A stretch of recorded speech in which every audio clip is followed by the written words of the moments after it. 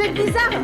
La soirée est cool de ouf, mais d'un côté, elle me met mal à l'aise. Arrête de flipper, c'est pas tous les soirs qu'on a une soirée comme ça. Ouais, bah on sait jamais. Tu sais, toi et tes plans foireux. Caro, juste kiffe. Pierre, il fait pas les choses à moitié. Franchement, regarde la déco. Putain de merde. C'est qui lui?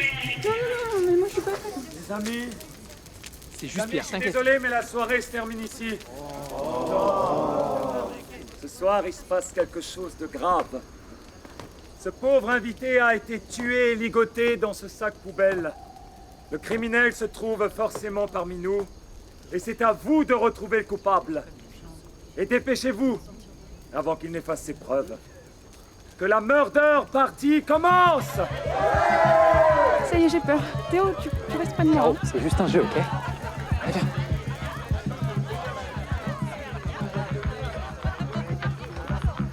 Wow. Indice 6. Ok, corde, couteau. Je pense que le pendu a été tué dans cette pièce. Shot? Shot.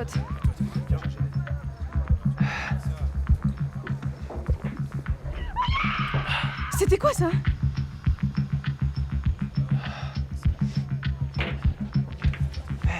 C'est bon, je suis là. Suis-moi.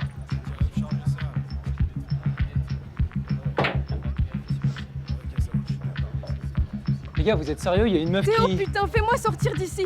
C'était quoi ce cri et pourquoi est-ce que tout le monde s'en fout? Je suis là, ok? On s'est condamné. Tant pis, viens. Ouah, c'est énorme. Quoi?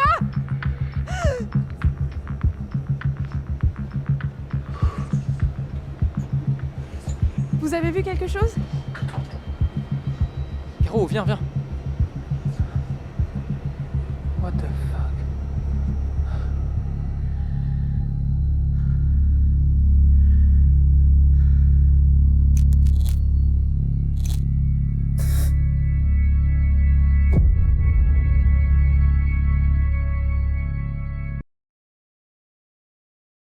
Eh bien, bonjour Ambroise, j'espère que je me trompe pas dans la prononciation de ton nom. Et non, c'est parfait, c'est bien Ok, Ambroise. super. Eh bien, merci beaucoup de m'avoir envoyé ton court-métrage, Bah, pas de souci, avec plaisir. qui est très court. Il faut le dire, on est sur du très court-métrage, mais qui est Effectivement, très c'est très beau. très très court métrage, c'est pour le Nikon Festival, donc du coup c'est un format de 2 minutes 20. Ah oui, voilà. Et là est tout le côté challenge de faire passer un message en 2 minutes 20 et une histoire en 2 minutes 20. Donc là, le challenge du Nikon Festival, donc c'est plutôt aussi intéressant de participer à ce genre de concours où en 2 minutes 20, on doit passer le maximum d'informations en très peu de temps.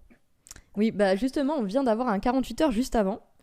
Donc D'accord. on est un peu sur le même style de contrainte et on a un peu évoqué le Nikon, donc c'est super, on va pouvoir en discuter.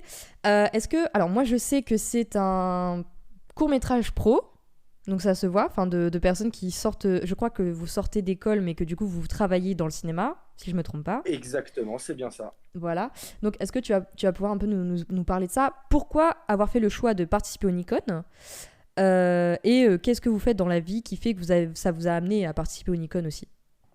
D'accord. Alors, pourquoi j'ai fait ce Nikon et pourquoi j'ai fait tout ça? Donc, du coup, moi, j'ai fait une école de cinéma qui s'appelle l'école 3IS dans le 78. Et en fait, du coup, donc avec tout mon groupe d'amis, on est sortis de notre école et en fait, on a voulu en fait s'entraîner pendant notre scolarité à faire le concours du Nikon. Et en fait, on trouvait ça intéressant dans le concours Nikon.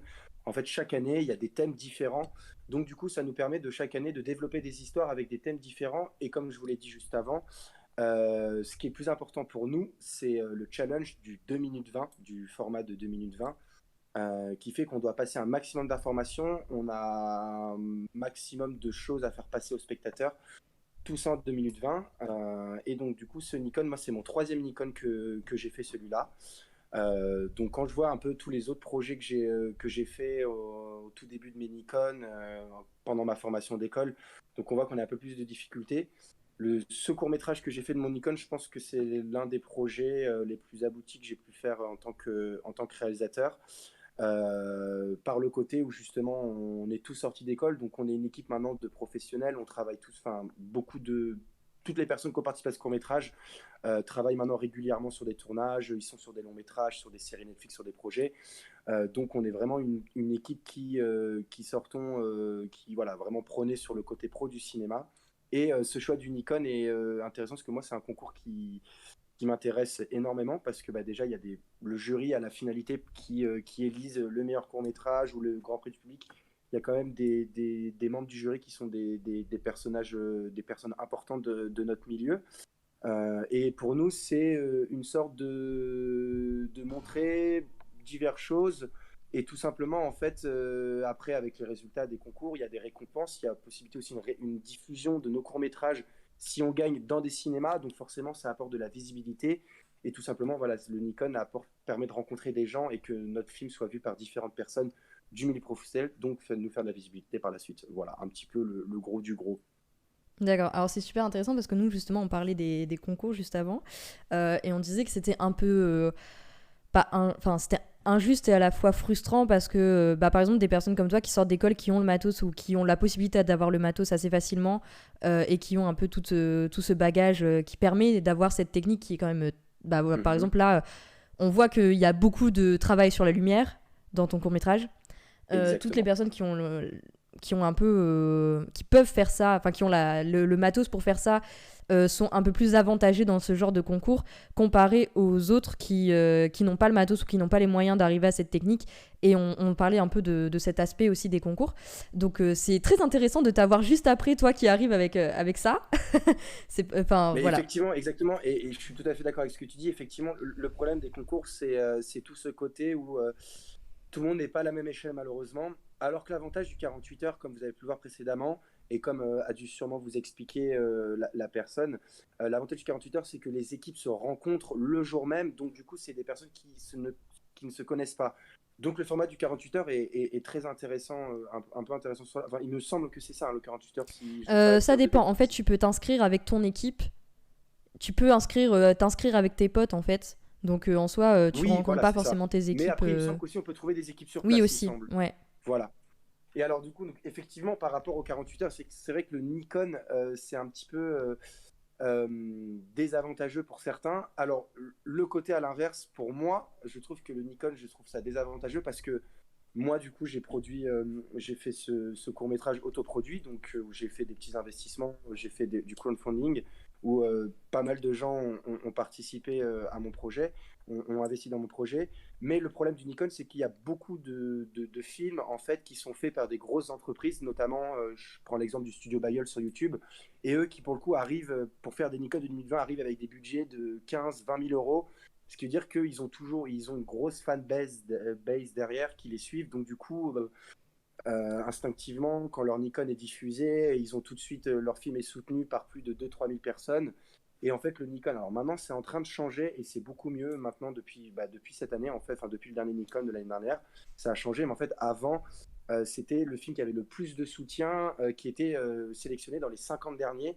Mais le problème, c'est que c'était injuste pour des gens comme moi ou comme d'autres, qui venons nous d'une autre côté un petit peu sortant d'école et qui n'avons pas forcément qui n'a pas le réseau de réseau et qui faisait que ces personnes-là qui avaient du réseau forcément avaient beaucoup plus de chances d'aller arriver en finale parce qu'ils avaient des soutiens de films derrière plus importants. Mais maintenant c'est en train de changer et c'est plutôt cool. Donc voilà, il y a un peu ce côté, je suis d'accord, dans tous les concours où dans certains cas voilà, il y a beaucoup d'injustice sur le fait qu'il y en a certains qui arrivent avec un background, une école de cinéma, du matériel, d'autres qui arrivent avec des producteurs qui les suivent derrière, des amis à eux qui ont beaucoup d'argent, qui sont des personnalités entre guillemets. Donc voilà, c'est vrai que je suis tout à fait d'accord que toutes ces histoires de concours de films, de cinéma, c'est un petit peu, voilà, personne n'est jamais vraiment sur le même piédestal, donc c'est un peu plus compliqué effectivement. Mais après, on va parler un peu de points positifs quand même, parce que après tout le monde va croire que je hais les festivals et les concours, ce qui n'est pas du tout le cas, parce que je participe moi-même à ce genre de festivals et de concours. Oui, donc par exemple, nous avions Guillaume qui nous parlait du 48 heures et qui lui parlait du fait qu'ils aimaient bien les contraintes, et surtout, chose que moi, par exemple, je suis pas tout à fait... Enfin, moi, c'est pas quelque chose que j'adore, moi, par exemple, je n'aime pas les contraintes parce que ça me bride le cerveau, tout simplement. Donc, j'aime pas trop ça. Et par exemple, il a dit quelque chose que j'ai trouvé très intéressant sur le 48 heures, en tout cas, c'est que le 48 heures, ça lui permettait de faire quelque chose très vite. Tandis que un court-métrage que tu produis, ça prend beaucoup de temps. Est-ce que le Nikon, c'est aussi quelque chose... Enfin, c'est aussi cet aspect-là, même si le Nikon, on a quand même beaucoup, beaucoup plus de temps. C'est sur plusieurs mois, il me semble qu'on a genre 6 mois, un truc comme ça pour le faire. Exactement.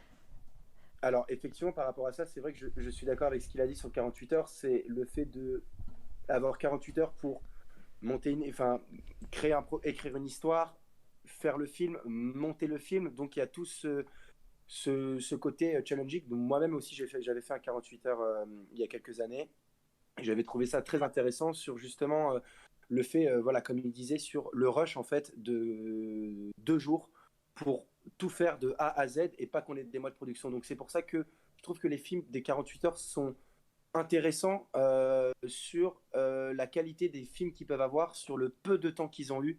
Parce que faire un film en 2 jours de A à Z, c'est un laps de temps qui est extrêmement court parce que en général il y a beaucoup de montage. Moi par exemple pour mon Nikon, la post-production de mon court métrage, parce que voilà comme vous l'avez vu, il y a beaucoup d'effets de lumière, il y a beaucoup d'effets sonores, etc. Sur les cris, sur la peur, etc. Donc du coup moi ma post-synchronisation pour mon court métrage a presque pris un mois et demi. Donc effectivement il y a une grosse différence sur le 48 heures et les autres concours où on a beaucoup plus de temps.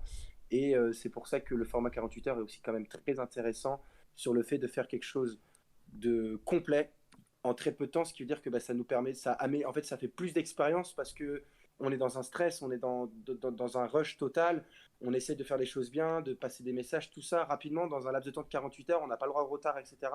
Parce que sinon après on est éliminé. Donc effectivement, je pense que c'est une pression qui est bien différente d'autres concours où voilà, moi j'ai eu le temps pour mon Nikon, j'ai eu le temps d'écrire pendant pas mal de temps. Donc moi c'est un projet au total qui je pense a duré à peu près 3-4 mois avec de l'écriture au début. Puis en fait, comme vous l'avez pu voir dans mon court métrage, ça a été un plan séquence. Il faut savoir que les plans séquences, pour ceux qui ne connaissent pas forcément ce que c'est les plans séquences, il faut savoir que les plans séquences, c'est très difficile à mettre en place parce qu'il y a un seul et même plan. Ce qui veut dire que si tu arrives à la finalité, à la fin de l'histoire et qu'il y a un truc qui ne va pas, tu es obligé de repartir entièrement à zéro. Ce qui a été mon cas pour ce court-métrage, on a tourné ça pendant 2 jours. Donc on n'a pas l'impression comme ça pour un 2 minutes 20, mais en fait on a tourné pendant 2 jours. On a fait toute une journée de répétition et une journée de tournage. Et on a fait à peu près, je pense, 40, 50 prises. Parce que, alors après moi aussi, à mon côté, en tant que réalisateur, je peux être un petit peu minutieux et perfectionniste sur certains points. Mais bon, c'est peut-être pas forcément des vous, parce que c'est aussi peut-être bien d'être perfectionniste. Mais dans ce genre de situation, comme un plan séquence, c'est vrai que c'est très compliqué parce que, voilà, comme vous avez pu le voir dans ce court-métrage, à la fin, il y a le personnage de la morte. Et malheureusement, sur pas mal de prises qu'on a fait, la comédienne, au dernier moment, la pauvre clignait des yeux, mais c'est une chose qui est naturelle en soi. Mais c'est vrai que du coup, ça marchait pas parce qu'il fallait qu'on reparte à zéro. Donc, c'est là où, moi, mon projet a été difficile à mettre en place. C'est sur cette histoire de faire une mise en scène, en fait, en forme de plan séquence. Moi, alors je pense, j'espère, je sais pas pour toi qui l'as vu ou les gens qui ont vu, si vous trouvez que ça marche plutôt bien le plan séquence, là est l'objectif aussi. Mais voilà, il y a tout un peu de cette difficulté-là en fonction des projets qu'on fait. Donc par exemple, c'est comme si une personne de 48 qui fait un 48 heures, pareil, fait un plan séquence pour un 48 heures. Donc là, encore une fois, avec toutes les contraintes du 48 heures, encore beaucoup plus difficile de faire un plan séquence. Effectivement, voilà. Je ne sais pas si j'ai répondu à ta question. Oui, ça va. Etc. Alors du coup, on va reparler un peu de la production de ce court-métrage. On va en parler du plan séquence. Mais d'abord, je voudrais savoir, donc vous êtes des pros, vous avez fait un crowdfunding, il me semble. C'est ça ? Exactement. Est-ce que tu peux nous dire un peu le budget de ce court-métrage ? Parce que j'aime bien demander les budgets, comme ça nous permet un peu de voir, parce que comme on voit beaucoup de courts-métrages qui ont des productions totalement différentes et qui ont des qualités techniques, tout ça, différentes, je trouve ça très intéressant de voir les budgets et de voir ce qu'on est capable de faire avec un budget. En fonction de plein de facteurs. Et donc, si tu veux bien nous dire ton budget. Bien sûr, avec plaisir. Alors, le budget, je pense, total, sans compter, entre guillemets, les sommes que j'ai pas voulu compter, c'est un court-métrage qui m'a à peu près coûté à peu près 1 000 €, grosso modo. Effectivement, ça paraît un peu une grosse somme pour un petit court-métrage de 1 minute 20. En fait, ce qui m'a coûté beaucoup d'investissement, c'est l'aspect de la décoration.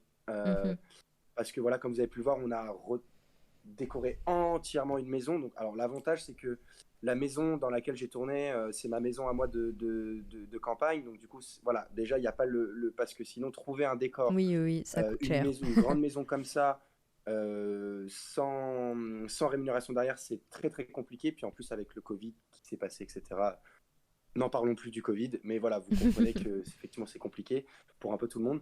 Et ce qui est vraiment coûté beaucoup, c'est la décoration. Donc la décoration est à peu près 50% du budget, donc c'est à peu près 500 € du budget.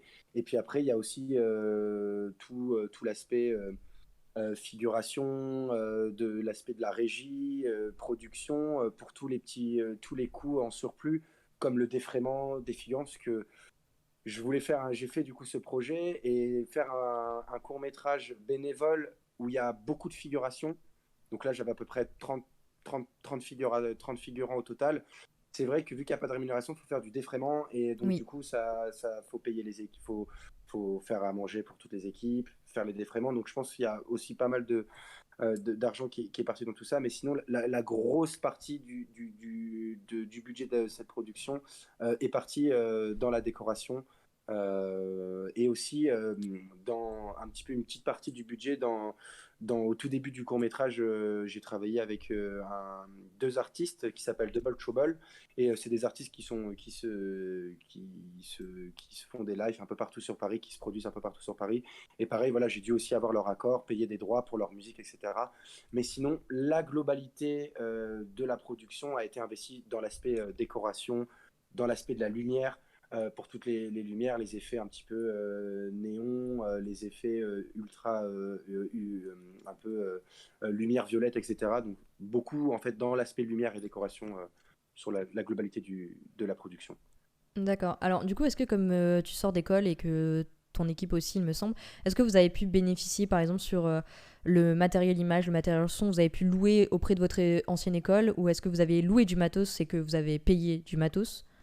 Alors, par rapport à ça, faut savoir que bon, nous, notre école, on avait des petits soucis. Ils ont un peu de mal à faire sortir du matériel pour nos projets perso. Parce que avec tous les projets à l'interne de l'école, c'est un peu compliqué. Donc j'ai réussi à plus avoir un petit peu du matériel via mon école, notamment le matériel du son, quelques projecteurs.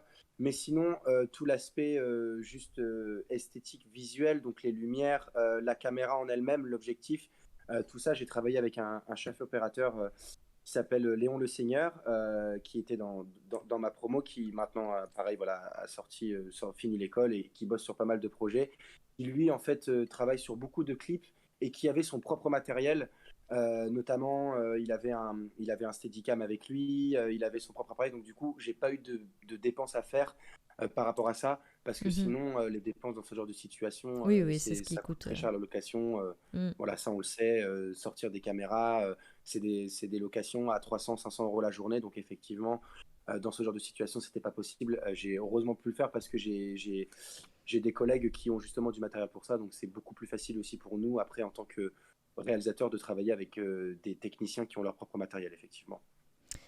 Oui, je suis tout à fait d'accord. C'est toujours le problème du matos, c'est toujours un peu compliqué parce que bah oui, Oui, ça coûte très cher et dans un budget, ça pèse lourd. Et c'est vrai que quand on peut avoir du matos, bah, c'est ce qu'on retrouve souvent en court métrage, en tout cas pour l'instant, comme on n'a pas encore eu de courts-métrages très produits par des boîtes de prod et tout. On n'a pas encore eu le cas d'avoir des personnes qui louent et qui peuvent un peu nous parler de ça. Donc on est plutôt sur des gens qui ont des accords ou qui se font prêter du matos. Et c'est vrai que le court-métrage, c'est le milieu où on retrouve le plus ça. Et c'est très très... exact. Bah, c'est vraiment de l'entraide et tout et c'est super intéressant. Alors moi je vais revenir un peu sur le Nikon. Juste, est-ce que tu as fait ça pour le fun ou est-ce que c'est vraiment dans l'optique d'avoir une visibilité, d'ensuite pouvoir, parce que je ne sais pas ce que tu fais comme métier en fait, d'avoir une Alors, visibilité dans ton métier ou moi, avant tout, comme métier, moi, je suis avant tout comédien euh, à la toute première base. beaucoup de comédiens ce Euh, soir.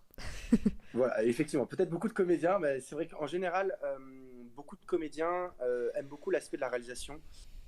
Pourquoi? Parce que quand on est comédien et qu'on travaille avec un réalisateur, il nous parle d'une façon particulière, il nous donne des indications. Et quand nous, en tant que comédien, on passe derrière la caméra en tant que réalisateur, il y a plus de facilité en fait à communiquer avec ces acteurs parce qu'on sait exactement comment il faut qu'on leur parle.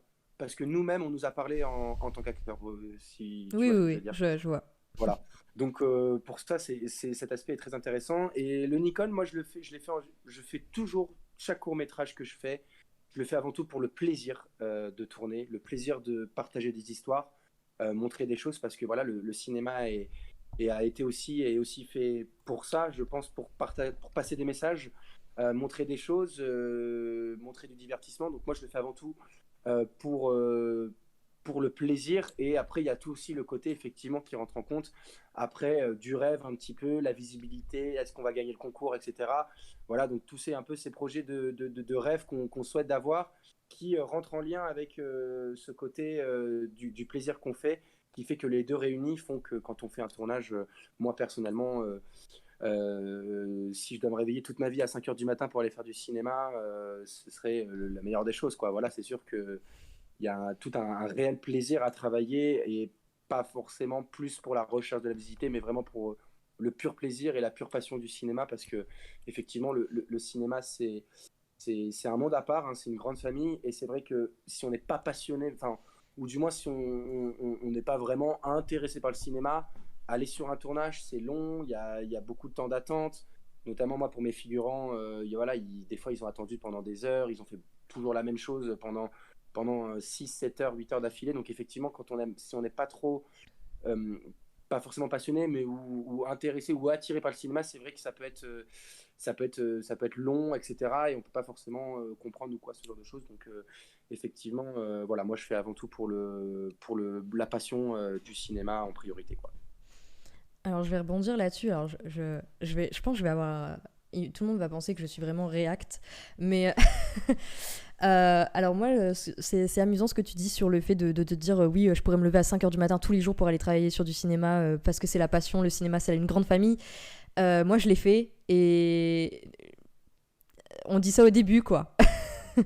Après je ne dis pas, j'imagine que c'est ton cas, mais par exemple on peut parler brièvement de ce qui a pu se passer. Je ne sais pas si beaucoup de gens ont suivi, en tout cas ceux qui ne font pas de cinéma, je pense que vous n'avez pas suivi, mais aux États-Unis par exemple récemment il y a eu des menaces de grève par les techniciens du cinéma parce que justement les conditions de tournage sont ignobles, il faut le dire. Nous en France on a la chance quand même d'être à peu près respectés, on va dire, mais c'est vrai qu'aux États-Unis tu as tout à fait raison sur ça. Et pour rebondir sur ce que tu as dit, il faut savoir que les Américains, moi j'ai des amis qui ont travaillé sur Emily in Paris, qui ont travaillé sur John Wick, par exemple, John Wick 4, là, qui est venu tourner à Paris il y a quelques semaines. Et ils m'ont dit qu'effectivement, les conditions de travail des Américains sont déplorables, parce qu'ils font des horaires, en fait, les Américains, il faut savoir qu'ils ont beaucoup de budget dans leur projet, et donc ça les dérange pas de payer les heures supplémentaires. Donc, s'il faut qu'ils fassent des journées de 14-15 heures, ça les dérange pas, parce qu'ils savent qu'ils vont payer les techniciens. Mais effectivement, c'est des conditions de travail qui sont très difficiles, et notamment, voilà, effectivement, pour rebondir sur ce que tu as dit sur ce mouvement de grève imposé par les techniciens américains, je trouve qu'ils ont raison, parce que effectivement, il faut que ça reste du plaisir, de la passion. Et c'est vrai qu'à force, si on fait du 5 heures du matin, 3 heures du matin, donc on travaille 15 heures par jour, tous les jours, on perd ce côté, il n'y a plus plaisir, en fait, c'est voilà, l'exploitation limite. Et effectivement, c'est pour ça que nous, en France, on a ce côté où il y a vraiment le respect du technicien, le respect de la charte, qui fait que on a des journées de 9 heures. En général, les productions dépassent pas beaucoup plus, parce qu'en général, peut-être 1 heure ou 2 heures plus, parce qu'après, justement, ça leur coûte, les budgets sont plus restreints, donc effectivement, ça leur coûte cher. Donc il y a tout ce côté où ils respectent ces horaires. Je me dis peut-être qu'effectivement, si en France, on avait des budgets énormes comme ils ont aux États-Unis, peut-être qu'effectivement, il y aurait moins ce côté de respect des horaires.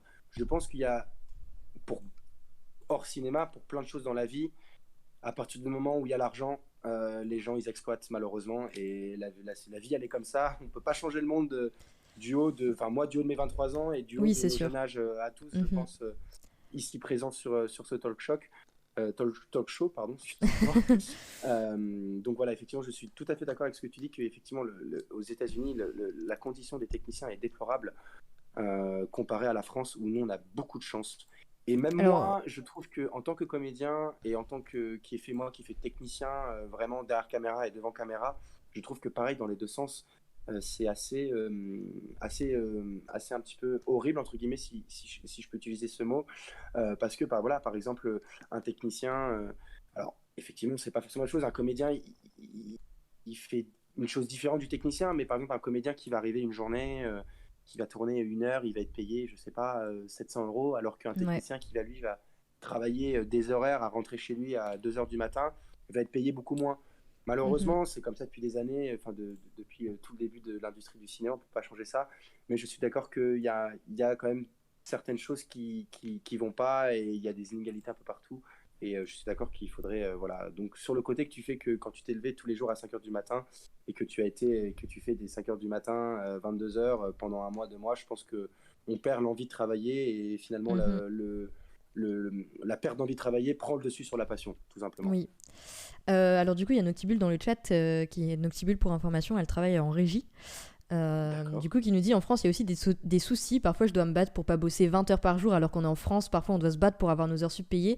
Moi-même, je sais que quand tu commences en tant qu'assistant réel, que tu fais du court métrage, alors oui, petit budget, tu es un peu plus respecté, mais en fait, non, parce que tu vas travailler une semaine avec une semaine de prépa, ta prépa sera pas payée. Sur les 7 jours de tournage, tu vas être payé 4 jours au mieux de 3 parce que ben, il n'y a pas de budget. Donc, c'est normal de payer comme ça. Et puis, en plus, bah, du coup, c'est pas déclaré. Enfin, il y a quand même beaucoup de problèmes, même en France. Après, je sais qu'aux États-Unis, c'est bien pire, mais il y a quand même Alors, des problèmes en France qui effectivement, sont de nos jours, qui sont toujours d'actualité. Après, je ne dis pas que c'est partout pareil, bien sûr. Il y a des tournages. Par exemple, les tournages que j'ai fait où j'étais payé 4 jours, c'est des tournages où le producteur il vient faire de la régie, tu vois, ce genre de choses. Donc il y a oui, toujours cet aspect un peu. Bah, il y a quand même le respect des techniciens. Après, j'aime bien aussi parler justement tu l'as abordé, le problème des acteurs qui sont surpayés par rapport aux techniciens et qu'on met sur un piédestal. Moi, je sais que sur des tournages, par exemple, il y a des tournages, tu n'as pas le droit de dire à un acteur qu'il doit être prêt à cette heure-là et t'as pas le droit de lui dire qu'il est en retard ou ce genre de choses parce que c'est l'acteur, c'est la figure de l'acteur. C'est des... Je pense que c'est des mentalités qui sont quand même restées en France et qui devraient un peu être pas effacées mais qui devraient être un peu poncées quoi, dans le sens où on devrait arrêter de mettre en avant enfin des figures de tournage parce que c'est les comédiens, c'est l'image, c'est machin, et mettre plus en avant aussi les personnages qui travaillent derrière. Non pas payer forcément plus les techniciens, mais peut-être moins payer des acteurs.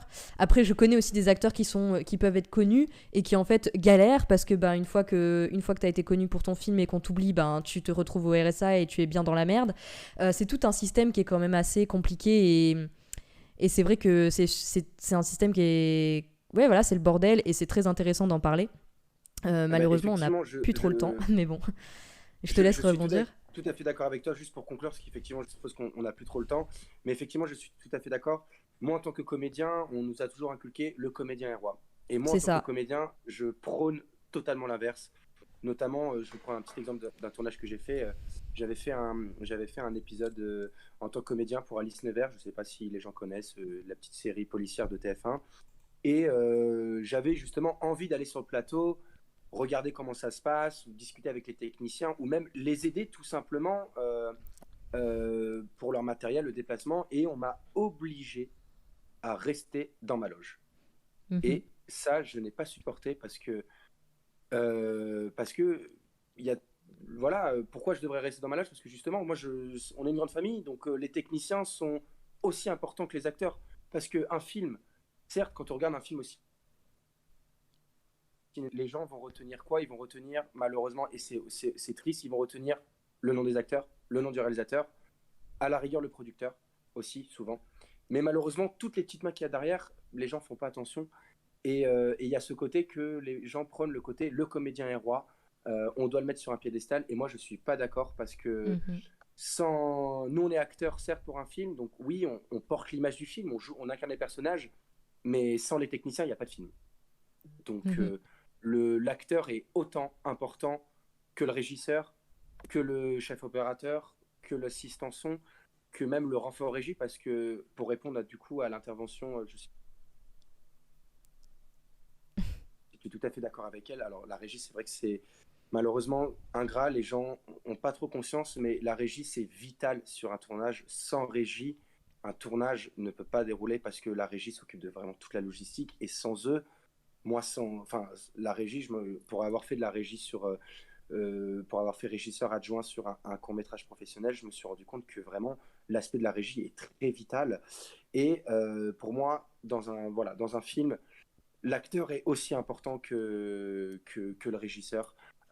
Et comme le renfort régie, et voilà, vraiment pour moi, tout le monde est important parce qu'un film, c'est pas juste des acteurs, un réalisateur, c'est une équipe qui monte ce projet ensemble pour après aboutir à la finalité. Mhm. Donc voilà, donc c'est pour ça que je suis en tant que comédien, à chaque fois je suis le premier quand je fais des tournages pro, et sur le dernier projet que j'ai eu la chance de faire en tant que comédien, le dernier le dernier long métrage que j'ai fait en tant que comédien, où justement j'ai pu avoir ce côté-là, où en tant que comédien, discuter avec les équipes techniques, ne pas rester dans ma loge, parce que justement, il y avait certains techniciens qui étaient d'accord avec mon point de vue sur le fait que justement, le comédien peut être là aussi à s'intéresser, etc., à Mhm. pouvoir aider, et pas forcément qu'il soit à rester dans sa loge et à ce qu'on lui parle pas, etc.